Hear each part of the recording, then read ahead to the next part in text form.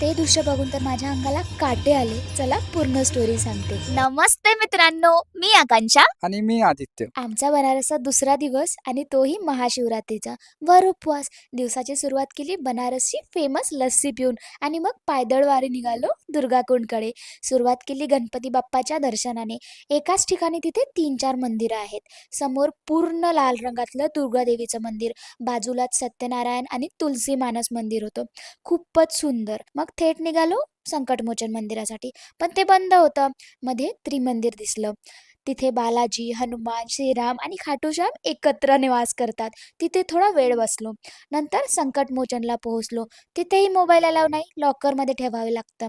आम्ही तर ठरवलंच होतं, हार फूल काही घ्यायचं नाही, फक्त दर्शन, कारण ते तसंही देवाच्या अंगावर राहत नाही तिथे. मग घाटासाठी ऑटो पकडला. मध्ये उपवासाचा थोडा नाश्ता केला, पण गौरी केदारेश्वर मंदिराजवळची गर्दी बघून तिथेच थोडे घाट एक्सप्लोर केले आणि मग निघालो दशाश्वमेध घाटला गंगा आरती बघायला. रस्त्यात महाशिवरात्रीची यात्रा निघाली होती. काय ते चित्रविचित्र कॅरेक्टर, वेगवेगळे लोक, भन्नाट वाईब्स येत होत्या. घाटावर पोहोचलो तर 4 वाजतापासूनच प्रचंड गर्दी.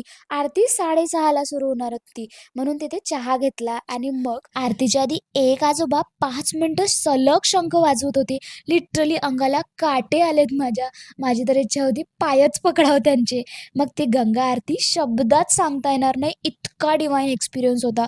तुम्ही आयुष्यात एकदा तरी नक्की अनुभवली पाहिजे. आरती झाल्यावर गंगेला दिवा अर्पण करून नमन केलं आणि आरतीचा प्रसाद घेतला आणि तिथेच आमचा दिवस एंड केला. भेटूया पुढच्या ब्लॉगमध्ये.